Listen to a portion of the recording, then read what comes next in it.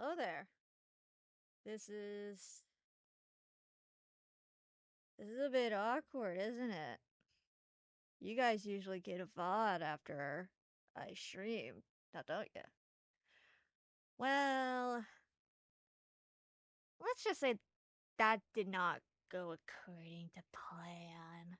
He's like not wanting to deal with this. Oh fuck. Again. Twitch. Are you recording using OBS though? Yeah. Good. So you have a actual full backup, uninterrupted recording. Yeah. So basically, what happened? Where's the VOD? What's gonna happen? Well, plain and simple. The VOD is basically null and void, is the best way to put it. Uh, so basically, what I was trying to do was I was going to record our session because I have another person who's my DM, who's also our player here. She records her VODs. Now, I don't know what the fuck happened with me doing that, but for some reason, it was not cooperating, basically, is a nice way to put it. Because every, I don't want to say every couple minutes, but it was like every, like, I don't know if it was every hour or so, but it was like every so often, the stream would bring up an error, and I didn't know how to fix it. I initially was like, oh, let me just stop stream and restart it. And I did. And it was not streaming. And I was very confused. I was like, why is it not showing us streaming? So, yeah. I have a couple of long clips, basically. Basically, I have a shadow of every single time it happens, which was pretty nice. It was pretty good. But it wasn't exactly what we were hoping for. Um, I was actually getting very sick and tired of stopping stream, stopping recording, and then start stream and start recording.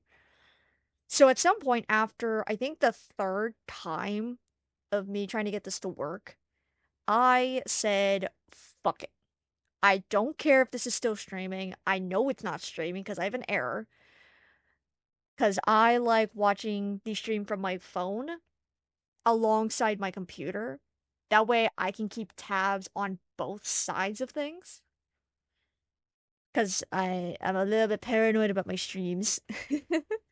um, so I basically said after the third time, fuck it, I'm not restarting the stream, I'm not restarting the recording. I will just try and fix this later.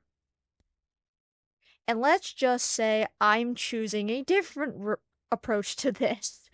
I decided instead of trying to put all the pieces together, try and get this all to work, I decided, you know what? We're going to do a interesting recap of everything. Now, I have everything written down, and originally I had a script, but obviously you can tell I'm not reading off of a script, unless some people think I am because I am that good at writing scripts, which is no. I cannot write scripts for the life of me. I'm sorry. I've tried. I have a movie idea that I would like to try, but I cannot write a script for shit. So what makes you think I can actually write a script to get me through something like this? But no. Instead, I'm going to read off the part that makes the most sense to start with and then go from there. There's a whole part actually where I was going to be like, Soul tried something new and it didn't go according to plan, which yeah, that's actually a good phrase to use. I should not be trying to do new things without testing it first. So, yeah. So for next stream, which is going to be on the 9th, keep your calendars open that day, guys, on the 9th. I'm just gonna stream it because I already know it's gonna work and just do it like that. That's gonna be the easiest thing for me to do. And just take the VOD straight from that, which usually it's a pain in the ass to do. but I rather just suffer through it, you know? I rather just go through it rather than recording it because, like I said, it's just a pain in the ass. I don't want to do it any other way. So, right, the recap of what the fuck happened. Let's just fucking jump into it, I guess. That sounded so YouTube like. Let's jump right in.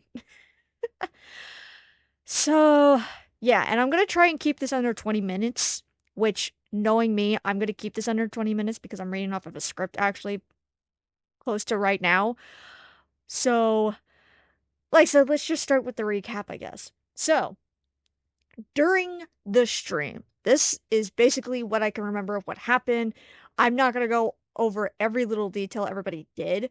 Actually, at the end of this video, I think I'm going to try and bring up clips that I actually have, which there is one part I really want to actually have you guys see because it's so good. It's so good on me and Evelyn's part. I fucking love it.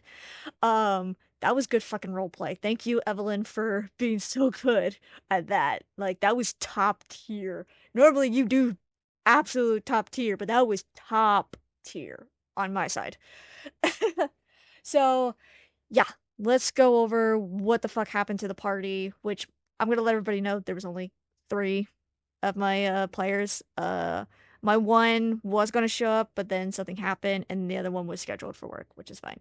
Um, so yeah, let's jump right into what the hell happened to everybody.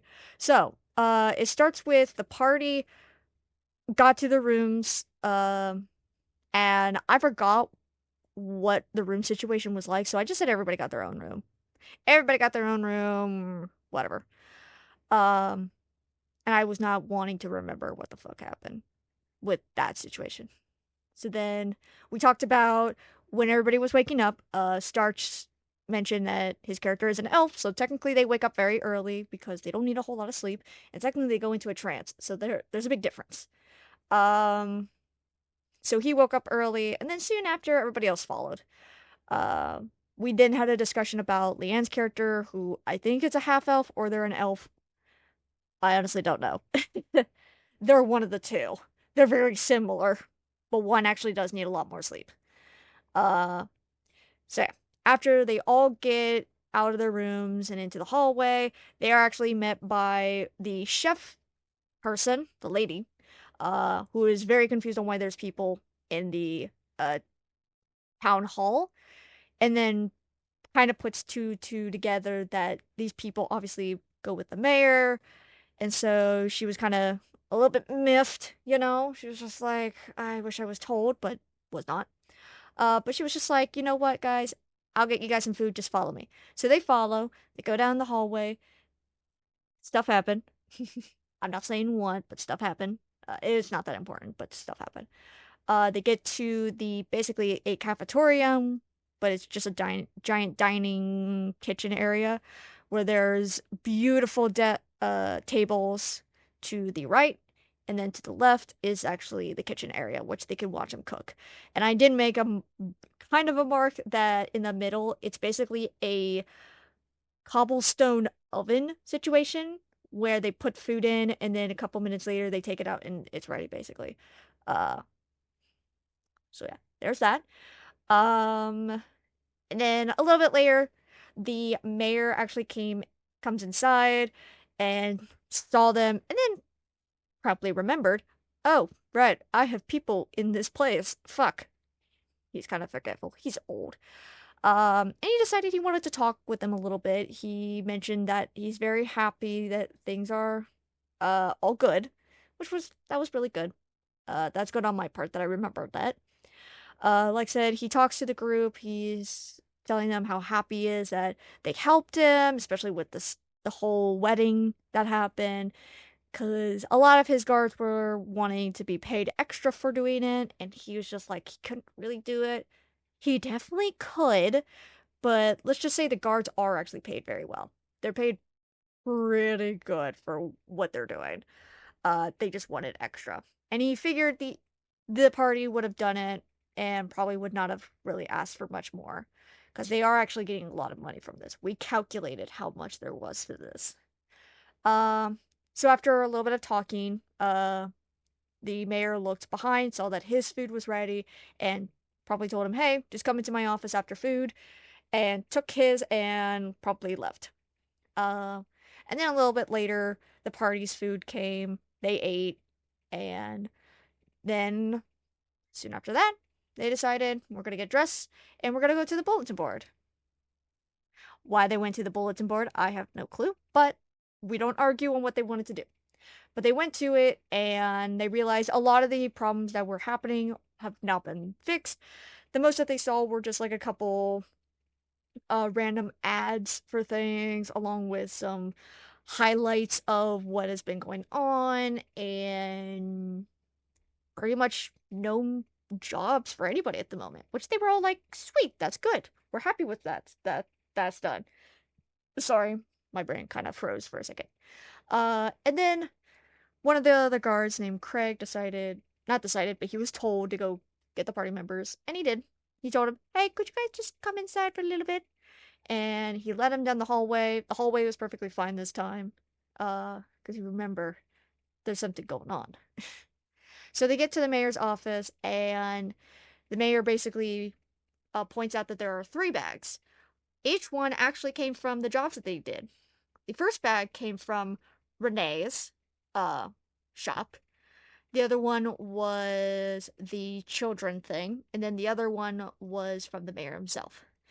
Starch's character decided to take all the money and basically be the pocket man for everything, the money man, the bank.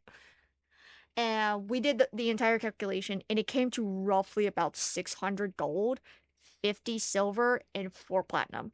To which it was made note by the mayor that the 4 platinum came from his daughter who got married. Because she was happy with how everything went. She was very happy. And on top of that, they also were given 2 maps. It was noted that there were a bunch of other maps, and Leanne's character did ask about it, but the mayor explained that the rest of the maps were not up to date. They're not very good. One of them even has names of people who more than likely are dead, which it is true, more than half of them are dead, so it would not have done the party any good. But he did give him a map of the entire planet, well, most of the continent that they are on, and explain that this map is basically every village, the cities, towns, anything that has like been recently updated. So there's like a bunch of names, but they also have like little marks on them that say this is their border, there's this one, so on and so forth. And then the other map actually talks about mostly dragons, because obviously that has to be mentioned, but also of monsters and beasts that have been found roughly. And it basically is a map of beware, there are beasts basically everywhere. And it also has been noted that the mayor probably is terrified of dragons, with how much he emphasizes on do not go into the cave system where there's a green fucking dragon in. And also don't go near the mountains because one, it's not safe, and two, there are silver and white dragons there, and it seems like they're fighting. Seems like it. But he has noted that, like I said, some of the other beasts, like there was a displacer beast that got mentioned, might not exactly be there, but who knows? It could be somewhere. And then afterwards, the party goes to some of the other shops that a lot of travelers go to. It was noted about ravens, herbals, and potions, and then a weapon mastery, which is owned by yours truly, Crick. Which, if you don't know who Crick is my D&D character. She was my first ever D&D character that I got to play as. Besides Sky, Sky was actually the second one I created, but never got to use until recently. Um, and a little extra note is Crick is a water genasi Gaethling, I guess half breed or something. I don't know what they're called. Half species. Who cares? She basically just has both. So they first go into Crick's shop because Ravens was over flooded with people in them. So they go to Crick's, and Crick's is very much happy that people are inside her shop Um, and basically also introduced the party to Nelkane, who is my fiance's D&D character. So yeah, after that, Evelyn buys a cloak that was traded in a couple of months roughly ago. That is a magical cloak, to which she got for very cheap, and they didn't even have to mention that the mayor basically gave them a free coupon, which did not mention that, but yeah, they got a free coupon from the mayor where they get a certain percentage off, but it's never stated how much. Uh, so yeah, there's that. And then afterwards, they go back to Raven's herbals and potions, which they realize is not as busy at the moment, but there's still a couple people inside. They go in, not even greeted by Raven, which they gather the person behind the counter is Raven herself.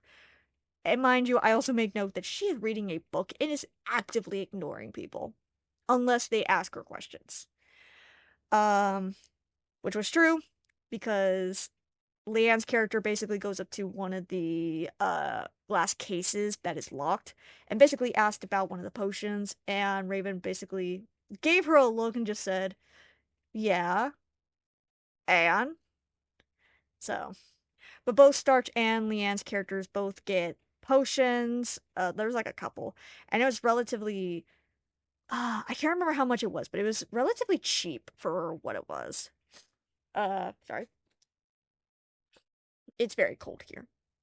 On top of that, Evelyn's character also bought some potions of poison, to which we had a very fun uh session, like good roleplay during that I can't do justice on how well we did, but I will tell you Evelyn's character bought two potions of poison, both of which do separate things and can kill at different rates, and then two antidotes, one that is specifically like a regular antidote, and one that is a little bit stronger, but like I said, there's more context to it. Uh, and to which we also learned that Raven very much likes poison and has studied it. And I made a ref sheet that also states that she is just an herbalist slash witch, which a little hint, that is based off of Tasha, if you know D&D lore. So yeah, after all of that ends, the party ends off at the magic shop that Crick had originally mentioned and said that they're not too sure if the person actually is even open anymore or what the whole scenario is. Which they're gonna learn next session what the whole scenario is. But from what they gathered so far is that um there might be a lock on the door called Arcane's Lock. And so far, the poor shopkeeper has to always manually open the door. And whenever people try to open the door, they don't really try and knock on the door. So people just assume that the shop is just not open ever. But like I said, the party learns that nope, there's just a magical lock on it thanks to a wizard.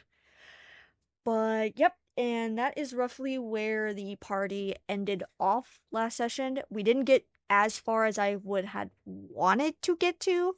So I was not very much prepared for the questions that they had, which is a big oops on me, and I'm very sorry to that. I'm very sorry to my players. And I'm also sorry to you guys, the viewers who are watching, cuz I made a mistake when it came to the pod, which, like said, I am still gratefully issued with, which was a little bit funny.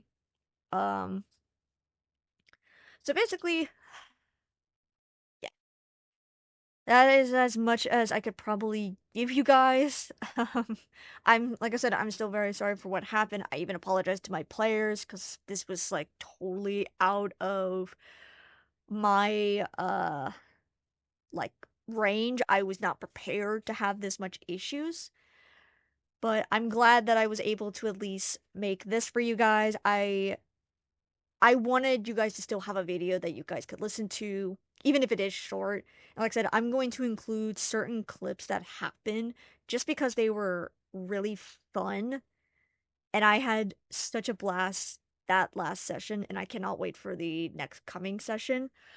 But until then, I will be seeing you guys next week with a new stream and then a new VOD. So yeah, and it looks like I'm coming up on the 20-minute mark, so I'm gonna end it here and I'll show you guys some clips from last session. Bye bye!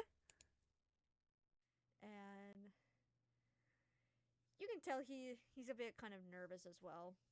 Even though you can only see like part of him, you can see that his hands are kind of clutching, unclutching a little bit. And once you guys are about at the exit of the town hall, he turns and he's just like, I I overheard a tiny bit of what was being said. Not too much. I don't know what you guys were talking about fully. But whatever you guys are doing, be safe. I don't get the chance to say that to anybody, really. But be safe. Of course. And at that, Thank you for your consideration. he kind of nods and a little smile appears, and he's just like, yeah. And then he opens the door and he kind of lets you guys out. Sorry, I'm laughing because this is gonna be funny for me. You come across, you first see, weapon mastery, and then you look up and you see in this nice blue, like it's kind of, it looked like it was attached after they wrote weaponry that says crick. Oh, oh, Hmm. we get to Crick's here. Oh shit! It's crick. It's my baby, which Oh my god! you've all seen. Which I will also. Oh, this is actually one of a few characters I was so excited for. Let me find. I'm so bouncing in my chair. Yeah. Okay, I don't have her updated one, but if you guys ever look in like Artpedia in the Walking Fish, that is very loosely what she is wearing. But imagine like her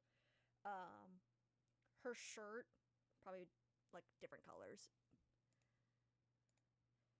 But you see Crick's weapon mastery, and then you see another sign attached that's a little bit lower that says, that also has the name No Gain a part of it, which I don't know how to spell it. I can't remember. That's my fiance. All that one. Because yes, No Gain is I'm my so excited. No Gain I'm is my so- fiance's character. But Crick just looks back over at you, Leanne. She's just like, "Hi." Oh.